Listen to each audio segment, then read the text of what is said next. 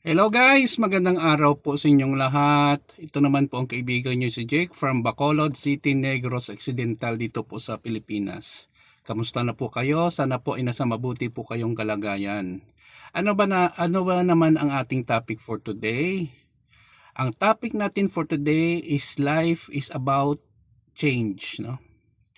Life is about changes, no?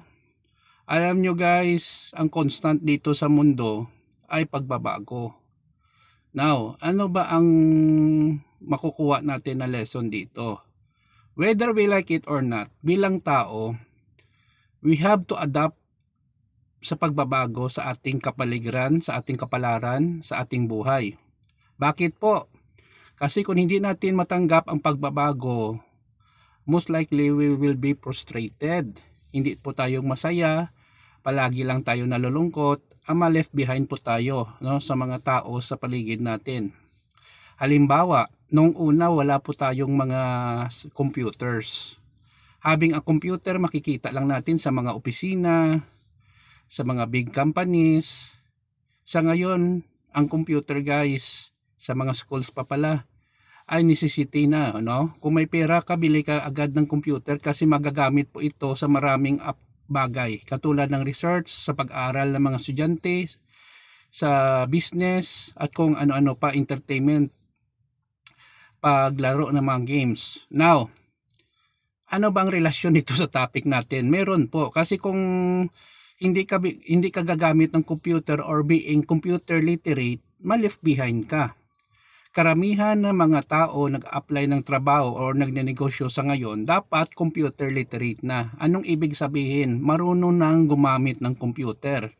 Hindi ibig sabihin na magaling ka gumawa ng program, mag-ayos or mag-repair ng computer, mag-design ng mga logos or layout. Ang ibig sabihin, marunong ka magamit ng computer na mga software at paano mo yung gagamitin sa araw-araw mo na pamumuhay. Isa lang yung halimbawa ng change na dapat natin mag-adjust, no, para hindi po tayo mahuli sa mga opportunities sa buhay.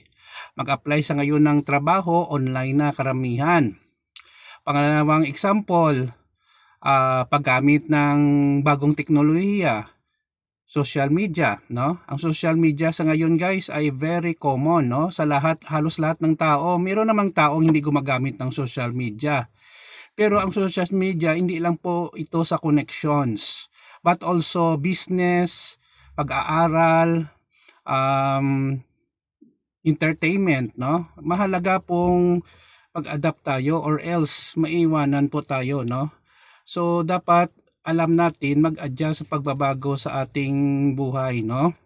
So kasi ang life guys, no, para sa akin ay maikli lang po, no?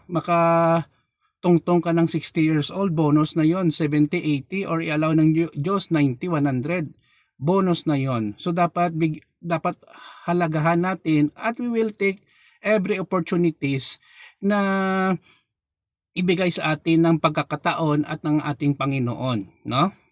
So shout out pala sa aking kaibigan na palaging nanonood, no, sa aking mga video, si Sir Anthony Sapol. Sir, maraming salamat sa inyong panonood sa aking mga videos, no? So kung bago lang kayo sa aking page dito sa Facebook, paki-follow lang po and subscribe sa aking YouTube channel. Maraming salamat po sa inyong pakikinig. Ingat po tayo lagi. God bless us all. Pinapanalangin ko na sa mabuti lang kayong kalagayan at more blessings to come sa inyo po. This Christmas season malapit na. See you in the next video guys. Ito naman po ang kaibigan nyo si Jake. Paalam.